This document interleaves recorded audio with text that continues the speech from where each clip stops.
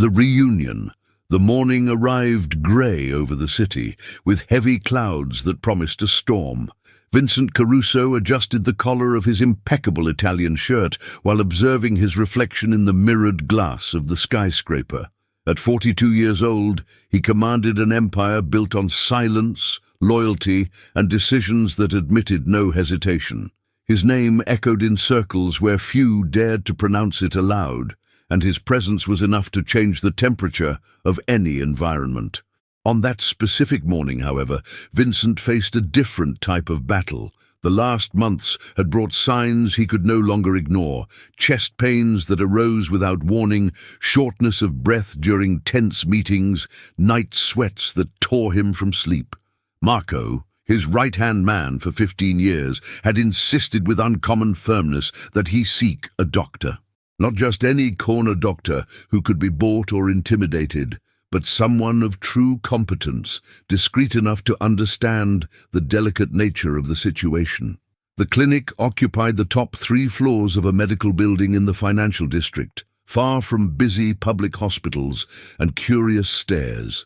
The interior contained elegance, walls in neutral tones, carefully selected abstract artworks, furniture that cost more than luxury cars. Vincent crossed the lobby with measured steps, followed at a respectful distance by 2 men in dark suits who positioned themselves strategically near the exits. The receptionist, a middle-aged woman with thin glasses and professional posture, greeted him with a trained smile. She checked the false name on the appointment list without showing recognition, which was exactly the type of discretion Vincent appreciated. She led him through a silent corridor to a private waiting room where only 2 other people waited in silence.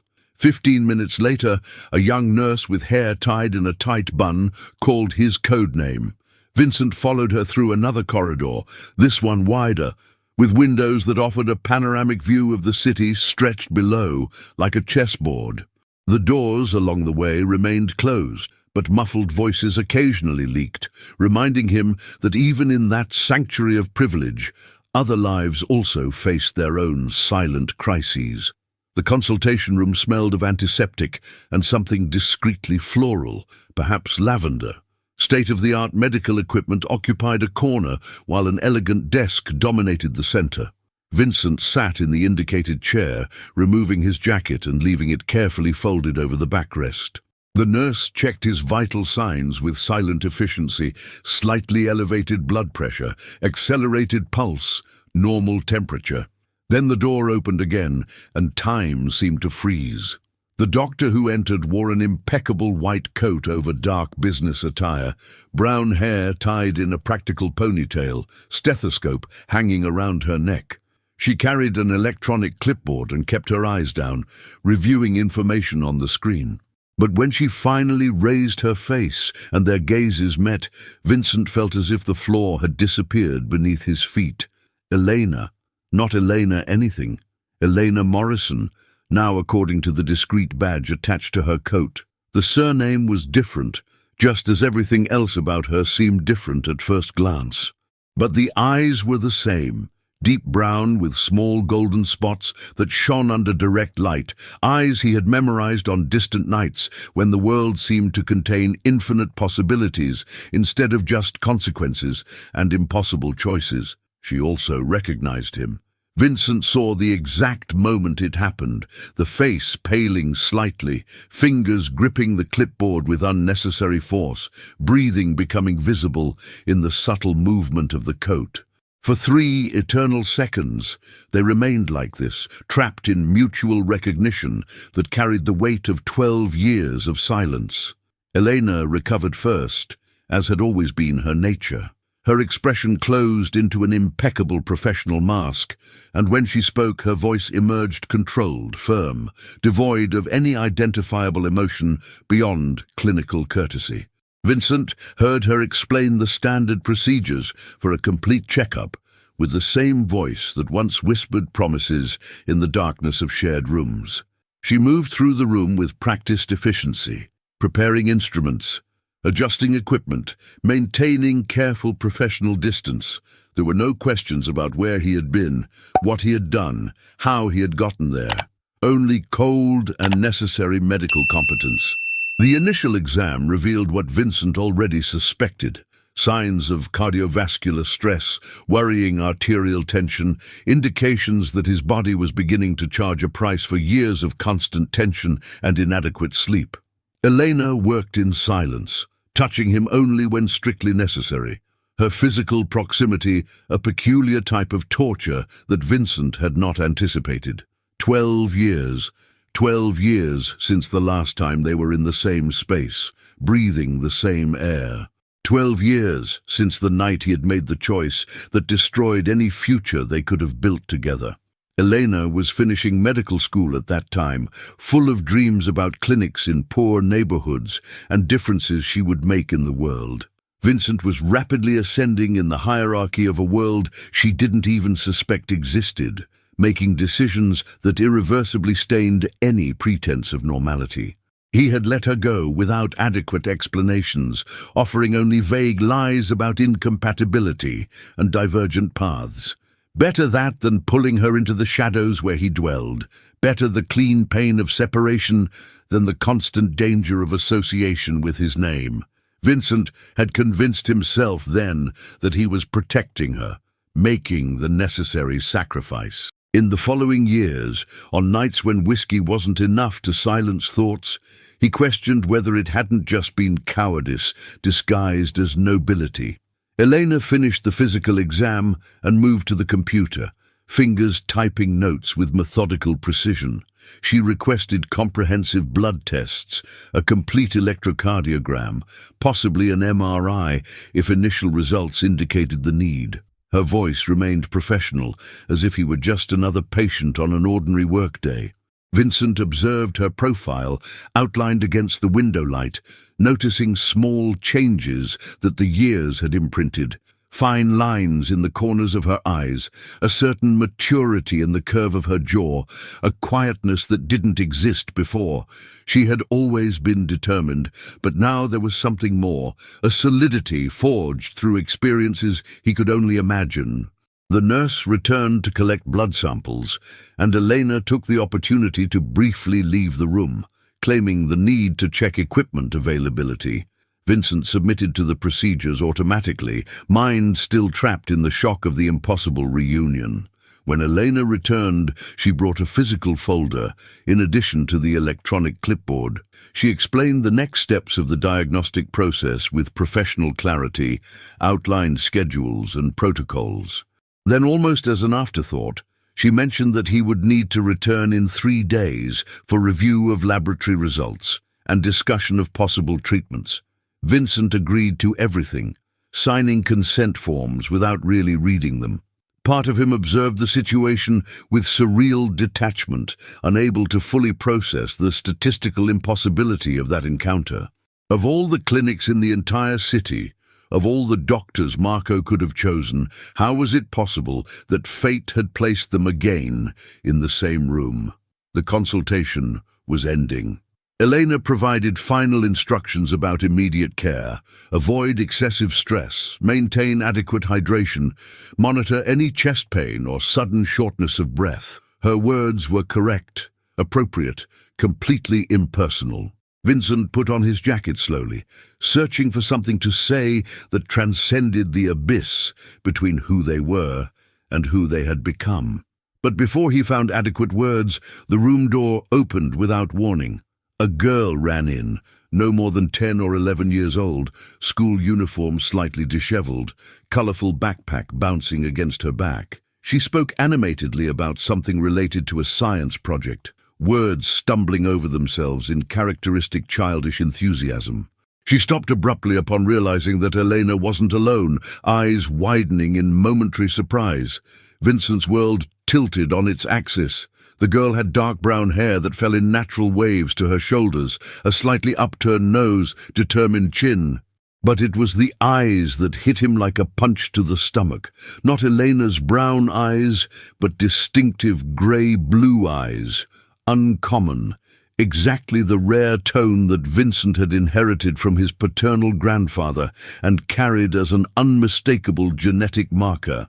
He saw his own facial expression in the curve of the girl's eyebrows, the same slightly high forehead, the same specific shape of the jawline.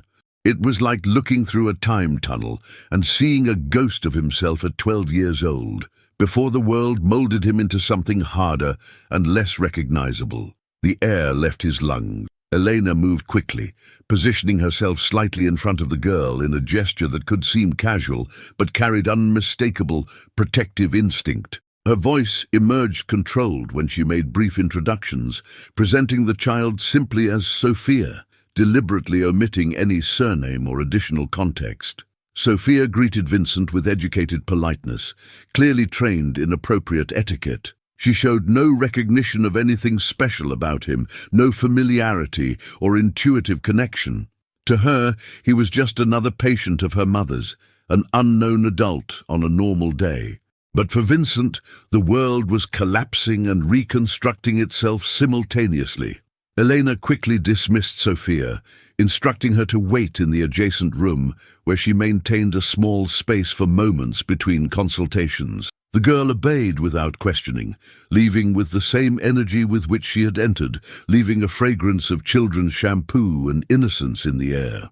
The silence that followed was dense, loaded with 12 years of unspoken words and questions Vincent didn't even know how to formulate. He looked at Elena, saw in her face confirmation of everything his brain had already processed, but his heart refused to fully accept. Elena maintained a carefully neutral expression, but her eyes betrayed a storm of contained emotions. She offered no explanations, didn't deny the obvious. She simply stood before him, white coat like armor, guarding secrets that retroactively transformed each year since they separated. Vincent tried to speak, but his voice didn't cooperate. Thousands of questions exploded simultaneously in his mind. How? When? Why? Why had she never contacted him? Why had she never told him? Did the girl know? What had Elena told her? Where did they live? How had they survived? What life had she built without him? And underlying everything, the question that burned most deeply. How could he have let 11 years pass without knowing he had a daughter? Elena broke the silence first, voice low but firm. She made it clear that this wasn't a conversation to have in a clinical environment, not with Sophia waiting in the next room and other patients scheduled. She suggested, in a tone that admitted no negotiation, that he return as programmed in 3 days to discuss medical results. Only that, nothing more. Vincent understood the implicit message. She needed time, space to process the impossibility of that situation.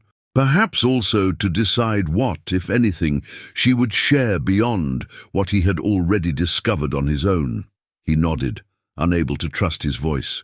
He took the card with return information that Elena extended, fingers briefly grazing hers in the process. The touch lasted less than a second, but burned like red-hot iron. Vincent left the consultation room in a state of controlled shock, moving automatically through the corridors and back to the lobby. His men immediately perceived that something was wrong, but knew him well enough not to question. The journey back to the car passed like fog, the city outside continuing its routine, while Vincent's reality completely rewrote itself. In the back seat of the sedan, he closed his eyes and saw again the girl's face, Sophia. She was 11 years old, maybe. Which meant Elena had discovered the pregnancy shortly after they separated, when Vincent was already deeply entangled in obligations and violence that made any normal life impossible. She had chosen not to tell him. For 11 years, Elena had raised alone a child who carried half his genes, had taught her, protected her, built an entire life without his knowledge or participation. Vincent tried to feel anger about the concealment, about the deliberate choice to exclude him, but managed only an immense emptiness where emotions should be, because deep down he understood. He understood perfectly why Elena had made that choice. Knowing Vincent Caruso, being associated with him in any way, was constant danger. Enemies he had accumulated over the years wouldn't hesitate to use any weakness against him. An ex-girlfriend would be a target. A daughter would be the perfect weapon. Elena had protected Sophia the only way she knew, by keeping her completely separate from the dark world Vincent inhabited. It had been an enormous sacrifice, carrying alone the weight of motherhood while completing brutal medical residency, building career and life simultaneously. But she had kept her daughter safe, unknown, out of reach of men who dealt in violence and fear. In the following days, Vincent functioned on autopilot. Meetings happened, decisions were made, business proceeded, but his mind remained trapped in that moment of recognition, seeing repeatedly Sophia's grey-blue eyes and understanding the enormity of what he had lost. Marco noticed the change, naturally. After 15 years at Vincent's side, he read moods and silences better than any living person. But he respected Vincent's silence, offering only quiet presence and unwavering competence while waiting for the boss to decide if and when he would share whatever had disturbed his usual balance. The nights were worse. Vincent remained awake in his minimalist penthouse that served more as bunker than home, looking through floor-to-ceiling windows at the illuminated city below. He thought of Elena sleeping somewhere in this same city, Sophia safe, in a room probably decorated with posters of teenage bands or inspiring scientists. Entire lives happening without his knowledge, without his participation, without his protection. For the first time in years, Vincent Caruso felt truly powerless. The third day arrived with clear sky and mild temperature. Vincent returned to the clinic at the exact scheduled time, this time alone, having instructed his men to remain on the ground floor. This conversation, whatever its nature, needed to happen without witnesses. Eleanor received him in the same consultation room, but the atmosphere was completely different. She had dismissed the nurse and locked the door as soon as he entered, ensuring absolute privacy. There was no more pretense of professional distance in her eyes, only deep exhaustion and iron determination. She began with the medical results, because even amid life-changing revelations, Eleanor remained fundamentally a doctor. The tests showed significant hypertension, worrying cholesterol levels, early signs of cardiac stress. Nothing immediately fatal, but a clear trajectory towards serious problems if ignored. She prescribed medication, recommended lifestyle changes that both knew were impossible given the world Vincent lived in. Then, the medical formalities finished, the heavy silence returned. Elena positioned herself behind the desk, placing a physical barrier between them. Vincent remained standing near the window, hands in pockets, waiting. It wasn't his place to make demands or requirements. He had abandoned any right to them 12 years ago. The story emerged slowly, painfully. Elena had discovered the pregnancy 3 weeks after Vincent disappeared from her life, with empty explanations and broken promises. At first, she had considered contacting him, even after the brutal breakup, but something had stopped her. Instinct, perhaps, or the way he had withdrawn so completely, as if surgically eliminating any trace of connection between them. Then, 6 months pregnant, and amid exhausting medical residency, Elena accidentally saw Vincent in a news window. It wasn't the man she had known, but a harder, more dangerous version, photographed entering federal court with a retinue of expensive lawyers. The words on the screen spoke of investigations, allegations of organized criminal activities, names mentioned only in whispers. In that moment, Elena finally understood why he had left her. And in that same moment, she decided that her daughter would never be part of that world. She had raised Sophia alone, with occasional help from parents who eventually accepted the situation, even disapproving. She had completed residency through sheer force of will, balancing brutal hospital shifts with solitary motherhood. Gradually, she built a solid life. Respected career, comfortable apartment in a safe neighborhood, school routines and extracurricular activities. Sophia had grown up happy, curious, brilliant. She had asked about her father, naturally, as she matured enough to notice that other families had different configurations. Elena had told carefully edited truths, that the father had been a youthful love, that circumstances separated them, that he didn't know about her existence, not from lack of love, but from impossibility of being present. They weren't exactly lies. They were protective layers of partial reality. Vincent absorbed everything in silence, each word solidifying what he had already intuited. Elena had done what needed to be done, had made impossible decisions to protect an innocent child from a world he himself had worked to keep hidden. She had transformed personal tragedy into a fortress of competence and maternal love. He had no right to be hurt. He had no right to feel betrayed or robbed. Vincent Caruso had built an empire of violence and silence, and the price of that empire stood before him now, quantified in 11 years of lost fatherhood. The question that finally emerged was simple. Did he want to know her? Did he want to be part of Sophia's life, assuming all the risks and complications that would entail? Vincent looked through the window at the city he commanded through invisible webs of influence and fear. He thought of the enemies he had accumulated, the vendettas he had sown, the men who would celebrate if they discovered he had a daughter.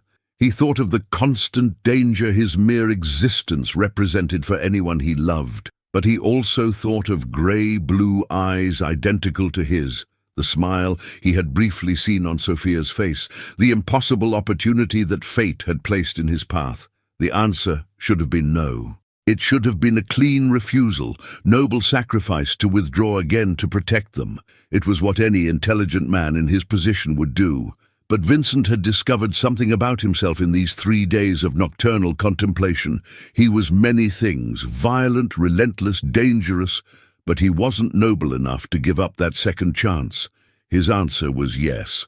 Elena had expected this, he realized. Perhaps she had even counted on it when she allowed Sophia to enter the room 3 days earlier. She established terms immediately, firm voice making clear there would be no negotiation. Any relationship with Sophia would happen gradually, under Elena's supervision, with total priority to the girl's safety and emotional well-being. Vincent would not make unilateral decisions. He would not suddenly invade their lives. He would respect the limits Elena established or lose access completely. Vincent accepted each condition without hesitation. He was in no position to bargain. They discussed logistics, initial meetings in neutral public places, gradual introduction as a family friend before any revelation about paternity, absolute protection of Vincent's real identity and his activities. Sophia could never know the complete truth about what he did. That was a non-negotiable condition. The meeting ended with an established schedule. Vincent would meet Elena and Sophia in the park the following Saturday. It would be casual, apparently accidental, an opportunity for light conversation without pressure. Depending on how Sophia responded, there would be other meetings, slowly building the possibility of a relationship.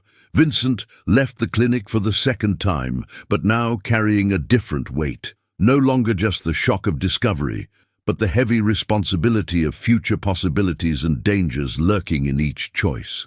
In the following week, he moved pieces on his personal chessboard.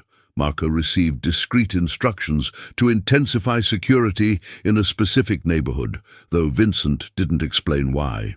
Agreements were accelerated, conflicts were resolved with uncommon diplomacy, minimizing risks of sudden retaliation. Vincent consolidated power silently, creating invisible protection bubbles around addresses Elena didn't even know he knew. Saturday arrived sunny, with perfect temperature. The park was wide and frequented, full of families enjoying the weekend. Vincent arrived early, positioning himself on a bench near the playground area where Eleanor had suggested they meet. He wore casual clothes, jeans, simple shirt, light jacket, an attempt to seem like a normal person on a normal day. Marco watched from a safe distance, along with 2 other strategically positioned men. Invisible to casual observers, but ready to act if any threat materialized. Elena arrived 15 minutes later, Sophia by her side. The girl wore jeans, purposely ripped at the knees, colorful sneakers, a t-shirt with a reference to a cartoon Vincent didn't recognize. She carried a thick book under one arm, something about astronomy according to the visible cover. The meeting that followed was strangely normal and deeply surreal simultaneously.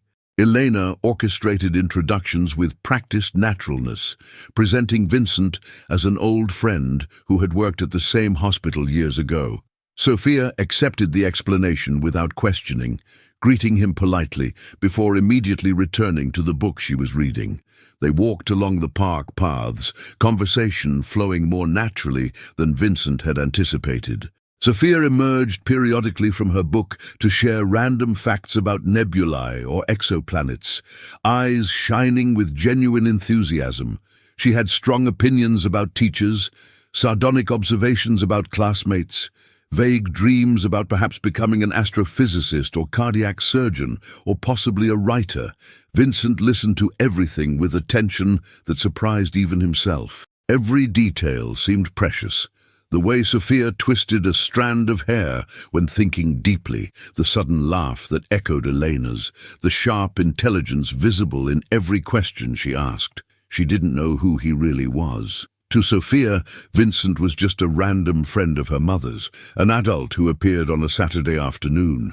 There was no recognition, no instinctive connection. And yet, Vincent felt something fundamental shifting inside him, some long, hardened part beginning to dangerously soften. The meeting lasted 2 hours. When they separated, Sophia waved casually, already returning her attention to the book. Elena held Vincent's gaze for a prolonged moment, something unidentifiable in her expression. Perhaps cautious hope, perhaps fear of what she had set in motion. Vincent returned to the car in a state of deep quietness. Marco read his expression and remained silent during the entire journey back, allowing the boss to process whatever had happened in that sunny park. In the following weeks, a pattern established itself. Regular meetings in public places, museums, bookstores, occasionally cafeterias, always casual, always supervised by Elena. Sophia became accustomed to Vincent's presence, treating him with growing familiarity but without particular intimacy. He was her mother's friend who appeared frequently, an adult who knew interesting things about urban architecture and local history, who listened to her theories about the universe without condescension. Vincent learned to navigate this strange world of feigned normalcy. He appeared at meetings punctually, brought occasional books he thought Sophia would appreciate, asked questions about school and science projects. He never mentioned work, never received phone calls during time together, maintained careful distance from anything that could reveal the real nature of his activities. It was exhausting and comforting simultaneously. Elena observed each interaction with hawk-like attention, ready to intervene at the first sign of trouble. But gradually, Vincent saw her relax incrementally, allowing longer conversations, occasionally leaving them briefly alone while she ran some nearby errand. 2 months after the initial reunion, Elena finally invited Vincent to dinner at her apartment. It was a test, he recognized, an assessment of whether he could inhabit her personal space without bringing danger along. The apartment was exactly as Vincent had imagined, cozy without being overly decorated, full of books and plants, photos of Sophia at various ages covering available surfaces. There was an entire story there he had completely missed, childhood documented in captured smiles and celebrated milestones. Dinner was homemade, simple but delicious.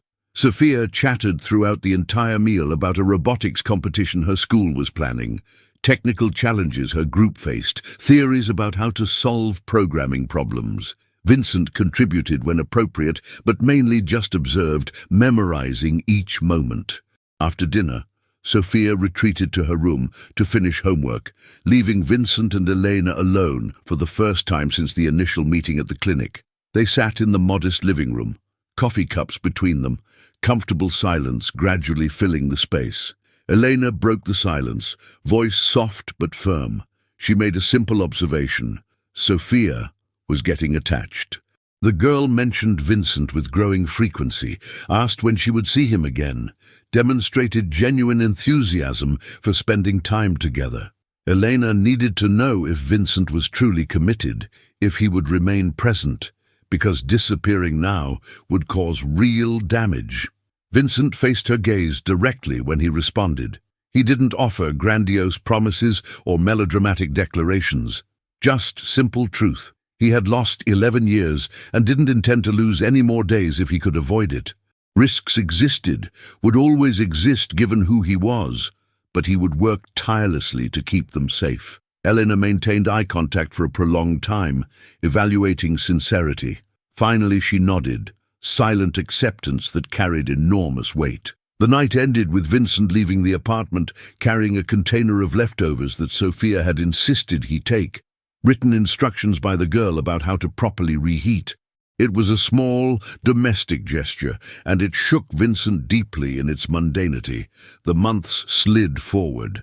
The relationship between Vincent and Sophia deepened incrementally, built on a foundation of gradual trust and genuine interest. He appeared at the robotics competition, where her team placed third, applauding along with other proud parents. He occasionally helped her with advanced math homework, surprised to discover he still remembered concepts he hadn't used in decades. Sophia began asking questions about his life. Where did he work? Did he have family? Why didn't he mention friends or a wife? Vincent navigated these conversations carefully, offering partial truths that satisfied curiosity without revealing dangerous realities.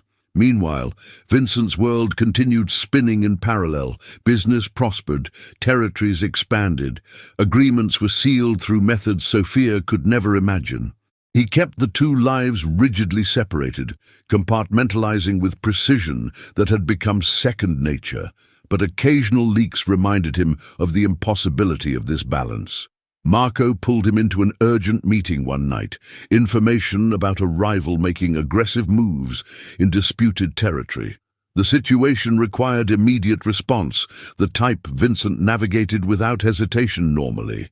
But on that specific night, he had a prior commitment. He had promised to take Sophia to the planetarium where a special exhibition about Mars had premiered. For the first time in his career, Vincent Caruso delegated a critical decision. He instructed Marco to handle the situation using his own judgment, trusted the man who had never disappointed him. Then he went to the planetarium. Sophia noticed he had arrived late, but only observed casually that traffic must have been bad. They watched the exhibition about Mars in an impressive dome theater, Sophia occasionally whispering explanations about scientific terminology she found particularly interesting. Vincent pretended to absorb information about Martian atmosphere while his mind calculated possible consequences of decisions made in his absence. But when the exhibition ended and Sophia looked at him with a radiant smile, declaring this the best night of her life, Vincent knew he had made the right choice. The situation with the rival resolved favorably, as Marco laconically reported afterward, but the incident marked a fundamental change. Vincent Caruso, a man who had built an empire on absolute control of every detail, had begun to loosen the reins. 6 months after the initial reunion, Elena finally broached the inevitable subject, telling Sophia the truth about paternity. Not the complete truth about what Vincent did, but the basic biological truth. Sophia was maturing rapidly, perceiving subtleties that passed unnoticed before.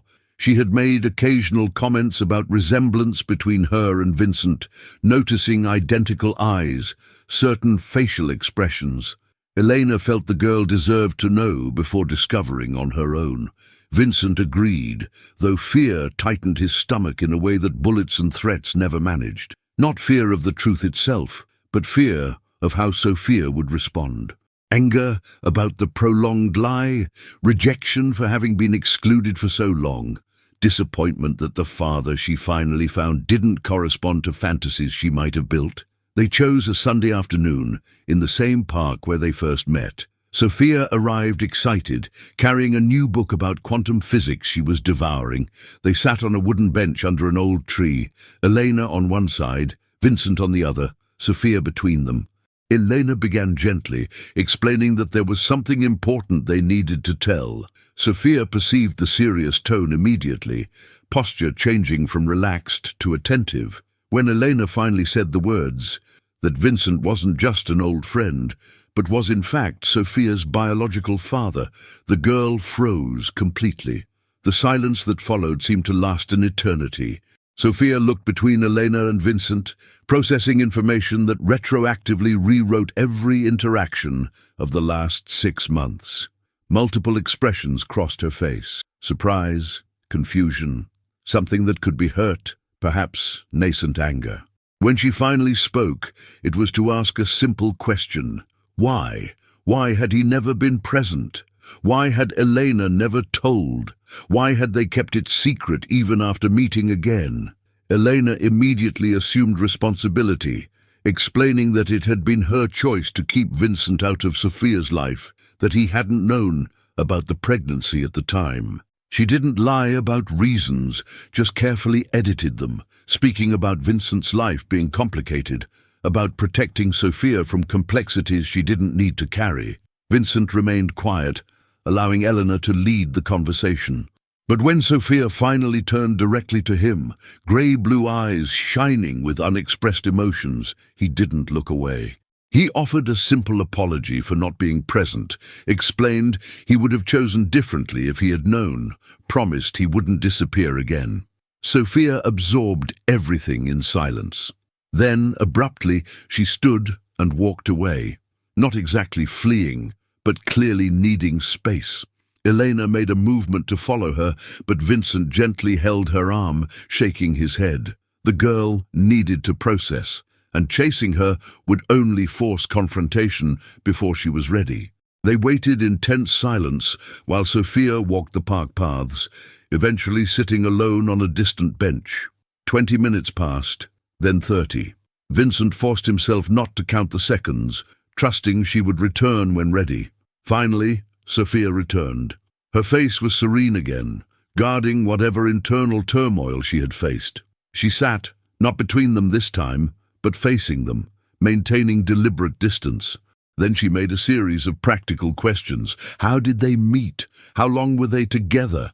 Why did they separate? Did he have other children? Where did he work? Where did he live? Vincent and Eleanor answered honestly where they could, editing where necessary.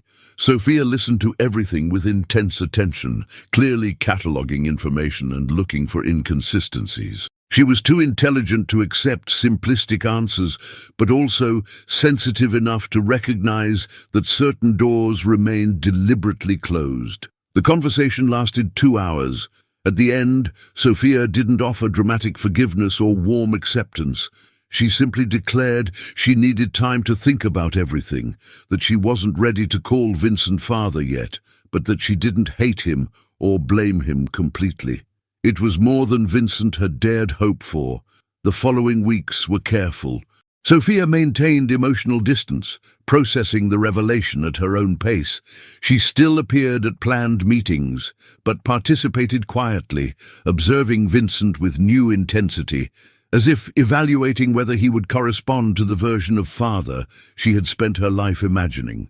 Vincent didn't force proximity. He simply remained present, consistent, demonstrating through actions that he intended to keep his promise not to disappear.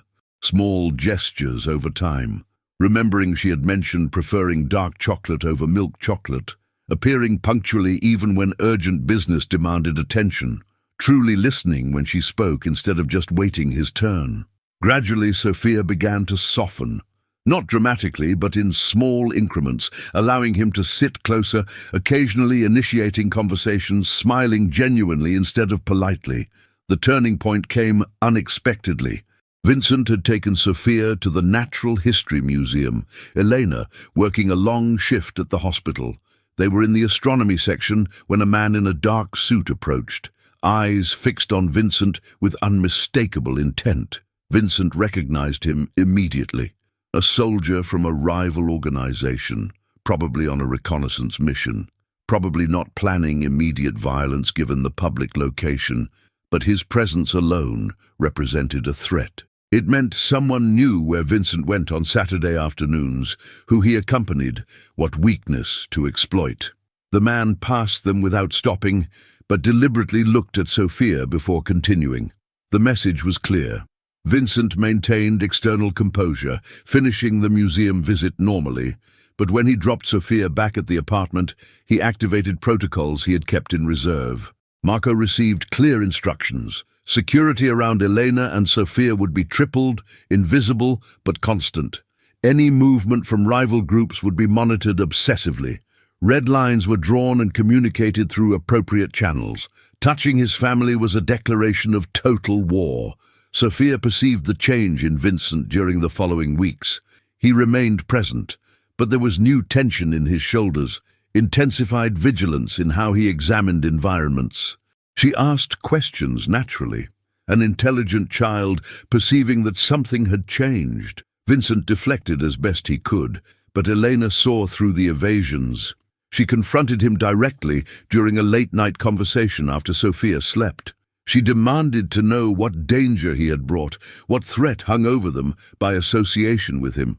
For the first time, Vincent spoke partially honest about the realities of his world.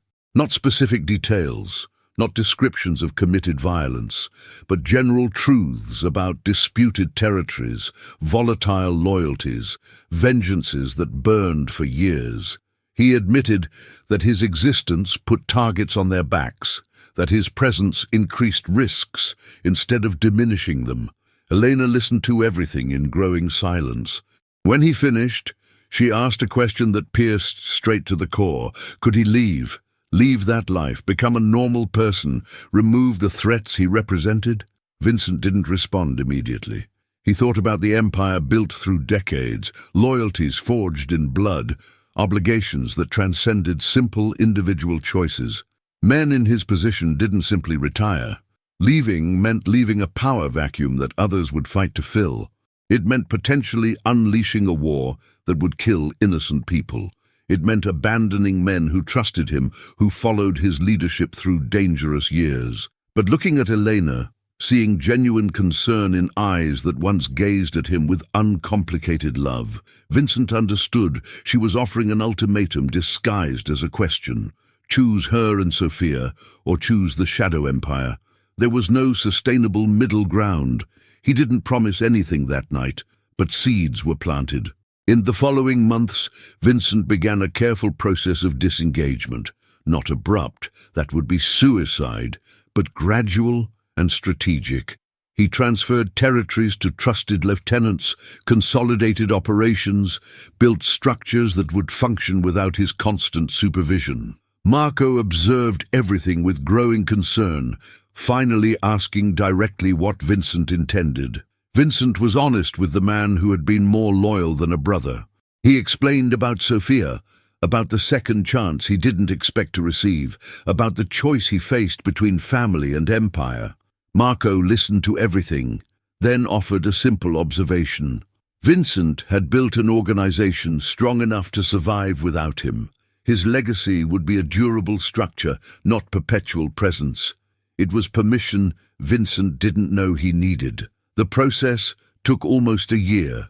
Careful power transitions, delicate negotiations with rival organizations, establishment of treaties that would maintain peace even in his absence. Vincent remained involved, but increasingly at a distance, allowing a new generation of leadership to assume responsibilities. During this time, the relationship with Sophia continued deepening. She began occasionally calling him Dad, the word coming out hesitant at first, then naturally. She invited him to the school science event, introducing him to teachers as her father, without qualification. Vincent sat in an uncomfortable auditorium chair, watching his daughter explain projects about sustainable energy, and felt something he hadn't experienced in decades. Simple and uncomplicated happiness. Elena observed the transformation with a mixture of relief and persistent caution. She had seen men promise changes before, seen good intentions collapse under the weight of old habits. But gradually, evidence accumulated. Vincent appearing consistently, Vincent refusing calls during family time. Vincent increasingly resembling a normal person instead of a dangerous figure from the shadow world. Almost 18 months after the initial reunion, Vincent took the final step. He convened a meeting with main figures in the expanded circle, declared his intention to withdraw completely. Marco would assume primary leadership, supported by a council of trusted veterans. The transition would be smooth, authority having already gradually shifted over the preceding months. There were objections, naturally. Some saw an opportunity to consolidate power, others feared instability. But Vincent had built a foundation strong enough to withstand tremors from his departure. And he made clear, in unequivocal terms no one misinterpreted, that although he was withdrawing from daily operations, any threat against his family would be met with apocalyptic retaliation. He was leaving the game, but maintained absolute power over this single aspect. It was all he needed to say. 2 months later, Vincent signed final papers transferring properties and controlling interests. He maintained substantial wealth, impossible to avoid after decades building an empire, but cut operational connections. Officially, he was retired, occasionally consulting but no longer commanding. He celebrated by signing a lease for an apartment 3 blocks from Elena's. Not in the same building, too precipitous, but close enough to be present regularly without invading their space. Sophia helped him organize the new space, bringing adolescent enthusiasm to the task of turning an empty apartment into something resembling home. She had strong opinions about decoration, insisting he needed more plants and fewer minimalist furniture pieces. Vincent accepted each suggestion, discovering strange pleasure in yielding control over insignificant details. Elena appeared with homemade food on the day he officially moved in, a peace gesture offering something that could be the beginning of deeper reconciliation. They ate together on the still empty living room floor, Sophia sitting between them, chattering about the upcoming school year and planned summer activities. It was a common domestic scene, the type that happened in millions of homes every night. But for Vincent Caruso, a man who had spent decades navigating darkness, it was a small miracle. Life as a normal civilian proved strangely challenging. Vincent discovered he didn't know how to fill days without strategic meetings and tense negotiations. He tried hobbies, reading, exercise, cooking classes suggested by Sophia. Some worked better than others. More significantly, he began regularly attending consultations with Elena about his cardiovascular health. Reduced stress and adequate medication improved symptoms considerably. Elena monitored progress clinically, but occasionally her eyes betrayed something beyond professional interest. 6 months into the new life, during a casual dinner at Elena's apartment, Sophia casually announced she was sleeping at a friend's house. She grabbed an already prepared backpack and left in the characteristic rush of a teenager, leaving Vincent and Elena alone in sudden silence. Elena served wine, a movement that signaled this wouldn't be casual conversation. They sat in the living room Vincent had come to know well, space loaded with memories of time together, rebuilding burned bridges. She spoke first, voice carrying rare vulnerability. Elena admitted that in recent months, watching Vincent with Sophia, seeing the genuine efforts he made to be present and safe, something had changed inside her. Not complete forgiveness. Some wounds healed but never totally disappeared. But perhaps openness to the possibility she thought dead 12 years ago. Vincent listened without interrupting, heart racing in a way that had nothing to do with his cardiac condition. When Elena finished, he responded with the honesty he had learned, painfully, to be the only currency that mattered. He would never stop regretting the lost years, the choices he made that separated them. But he was grateful beyond words for the second chance, for the opportunity to know the daughter he should have known from birth, for the possibility, remote and unlikely, that perhaps he could have more than just a recovered paternal relationship. Elena approached, crossing the distance they had carefully maintained for 18 months. When they kissed, it was tentative at first, memories of who they were mixing with realities of who they had become. It wasn't a fairy tale beginning, both carried too many scars for naive illusions, but it was a beginning. Life established a new rhythm. Vincent and Elena navigated rediscovering each other carefully, building a relationship that incorporated both shared history and years of separation. Sophia observed the development with adolescent approval, occasionally making sardonic comments about her parents finally getting it together. Vincent found purpose in unexpected places. He began volunteering at a community center that offered educational programs for youth from disadvantaged neighborhoods, using street knowledge, appropriately edited, to connect with children other adults gave up on. It wasn't redemption, exactly. He would never be able to balance the scales against things he had done in his previous life, but it was something. 18 months after leaving the empire behind, Vincent received an unexpected phone call. Marco, voice carrying uncommon tension, warned about a developing situation. A dissident faction within the organization was planning a move against the new leadership. Marco would handle it naturally, but there had been worrying mentions of using Vincent's family as leverage to force him to return. Vincent listened to the report in growing silence.